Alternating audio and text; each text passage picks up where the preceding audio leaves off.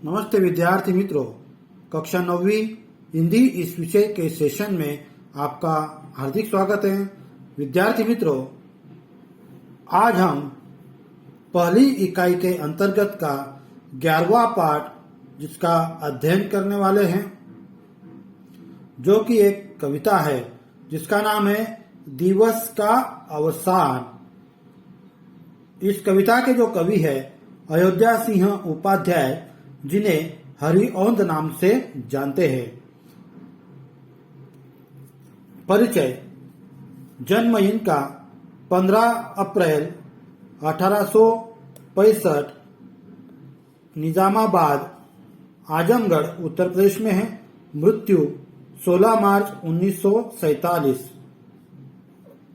अब इन कवि का परिचय।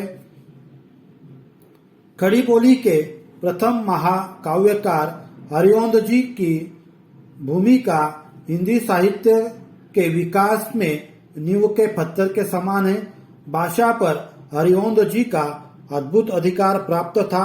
आपकी भाषा प्रांजल और आकर्षक है। आपकी रचनाओं में संस्कृत के तत्सम शब्द, फारसी, उर्दू आदि के शब्दों का हृदयग्राही प्रयोग हुआ है। प्रमुख कृतियां रस कलश, जो ब्रज भाषा में काव्य संग्रह है, वैदेही वनवास, प्रिय प्रवास, यह महाकाव्य है। ठेठ हिंदी का ठाट, अधखिला फूल, यह उपन्यास है। कबीर वचनावली, हिंदी भाषा और साहित्य का विकास, आलोचना, रुक्मणी परिचय, प्रद्युम्न विजय व्यायोग, यह नाटक है। हरिऔंध सत्सही, कल्पलता, चुबते चौपदे, पारिजात, यह मुक्तक काव्य है। अभी जो पद्य है, इस पद्य से संबंधित कुछ महत्वपूर्ण जानकारी। अब ये महाकाव्य का एक अंश है। अब महाकाव्य किसे कहते हैं? महाकाव्य में एक पूरी कथा का होना अनिवार्य है। महाकाव्य मुख्य चरित्र के जीवन को समग्रता से विकसित किया जाता है। तो महाकाव्य क्या है? महाकाव्य में एक पूरी कथा होती है। शुरुआत से लेकर अंत तक उसी कथा के इर्द गिर्द यह महाकाव्य चलता है। प्रत्येक सर्ग में एक छंद होता है, किंतु सर्ग का अंतिम पद भिन्न छंद का होता है। सर्गों की संख्या 8 या इससे अधिक होती है। तो इसमें महाकाव्य में सर्गों की संख्या 8 या उससे अधिक होती है। अभी जो काव्यांश है, यह काव्यांश प्रिय प्रवास इस महाकाव्य के प्रथम सर्ग से लिया गया है। यहाँ हरिऔंध जी ने सायंकाल यानी शाम के समय का प्राकृतिक छटा और गोकुल के ग्रामीण जीवन का बहुत ही सुंदर वर्णन किया है।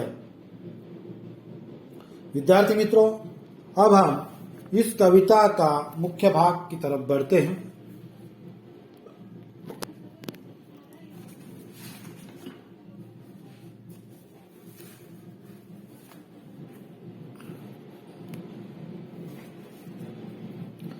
दिवस का अवसान समीप था, गगन था कुछ लोहित हो चला।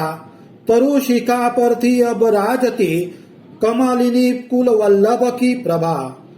विपिन बीच विहंगम रुंद का, कल निनाद विवर्धित था हुआ। देखो शब्द यहाँ पर किस प्रकार आया है, कल निनाद विवर्धित। हाँ, ध्यान में देखो विद्यार्थी मित्रों, इस शब्दों को अच्छी तरह से पढ़ना है।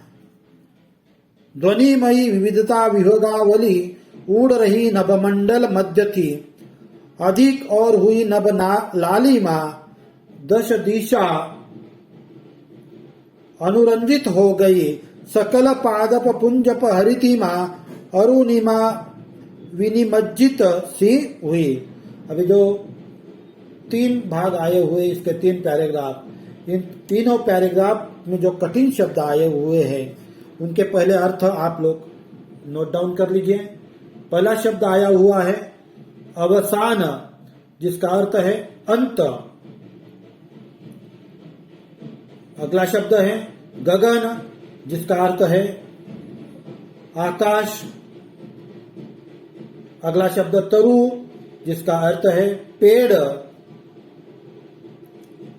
शिखा, अगला शब्द है शिखा, पेड़ का ऊपरी भाग।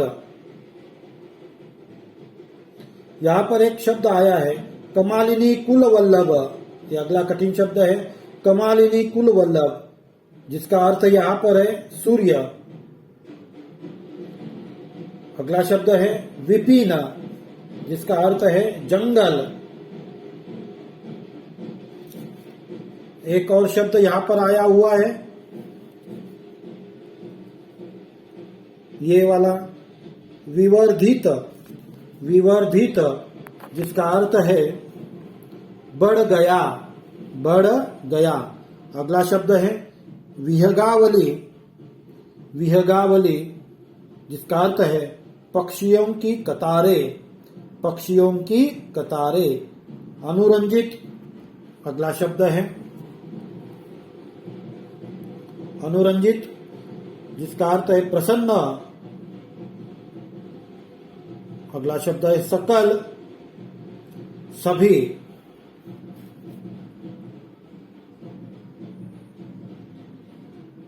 अगला शब्द है पादप, जिसका अर्थ है यहां पर पेड़। और आखिरी शब्द इन तीसरे पैराग्राफ का विनिमज्जित, विनिमज्जित, जिसका अर्थ है डूबी हुई। अब ये 3 पैराग्राफ हमने पढ़े हैं, ये तीनों पैराग्राफ के अब अर्थ समझते हैं।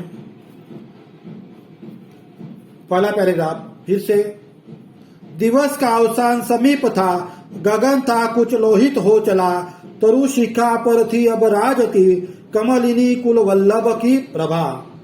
इस पैराग्राफ में कवि कह रहे हैं कि सायंकाल का वर्णन करते हुए कवि कहते हैं कि दिन का अंत निकट था, यानी दिन का धीरे धीरे सूरज डूब रहा था, आकाश लाल रंग का होने लगा था, पेड़ों की चोटियों पर ही अब सूर्य की किरणें सुशोभित हो रही थी।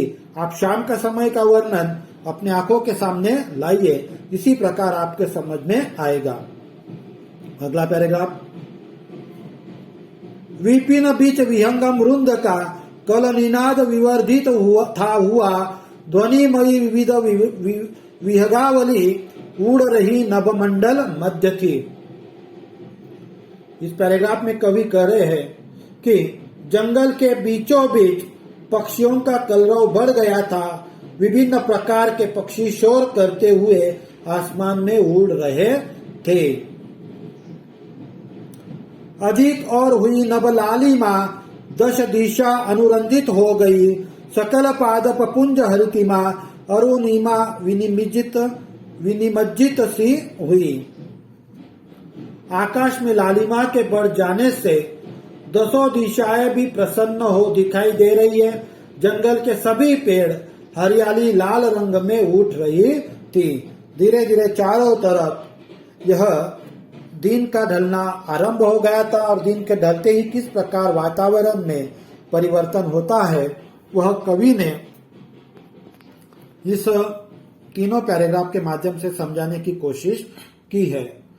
चौथा पैराग्राफ, चौथा, पांचवा और छठा, ऐसे 3 पैराग्राफ हम फिर से देखेंगे।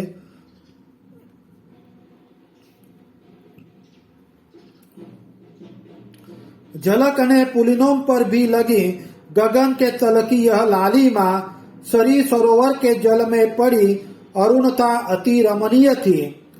अचल के शिखरों पर जा चढ़ी, किरण पादप शीश विहरिणी, तरणी बिंब तिरोहित हो चला, गगन मंडल मध्य शनय शनय, निमिष में वह वेणु व्यापित विधि का, विविध धेनु विभूषित हो गई, धवल दूसर वत्स समूह भी विलसता जिनके दल साथ था। अब ये 4, 5, 6, ये जो 3 पैराग्राफ और पढ़े हमने, अब इनके जो कठिन शब्द आए हुए हैं उनका अर्थ आप नोट डाउन कर लो। पुलिन, जिसका अर्थ है रेत।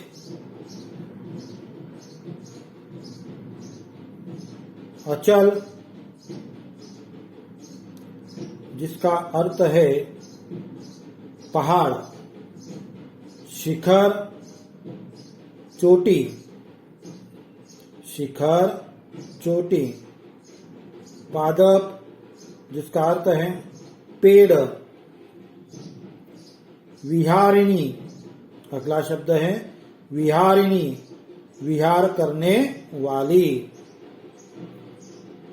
तरणी, अगला शब्द है तरणी, जिसका अर्थ है सूर्य। अगला शब्द है तिरोहित, जिसका अर्थ है गायब। शनैः शनैः, अगला शब्द है शनैः शनैः, जिसका अर्थ है धीरे धीरे।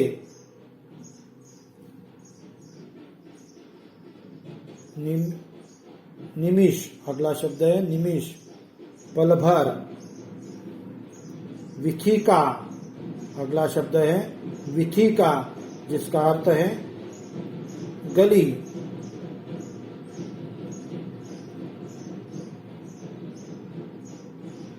तो इस पैराग्राफ का आखिरी शब्द विलसता, जिसका अर्थ है सुशोभित होना। अब हम 4, 5, 6 इस प्रकार इनका अब अध्ययन करेंगे, इनका भावार्थ समझेंगे। फिर से मैं चौथा पैराग्राफ पढ़ रहा हूं।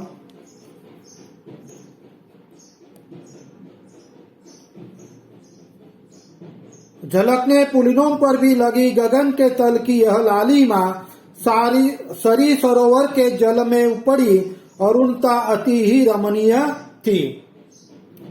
कवि के अनुसार गगन की यह लालिमा रेत तथा किनारों पर भी दिखाई देने लगी। नदियों और तालाबों के जल में दिखाई पड़ने वाली यह लालिमा बहुत ही सुंदर नजर आ रही है। अगला पैराग्राफ, अचल के शिखरों पर जा चढ़ी किरण पादप शीश विहारिणी, तरणी बिंब तिरोहित हो चला गगन मंडल मध्य शनैः शनैः।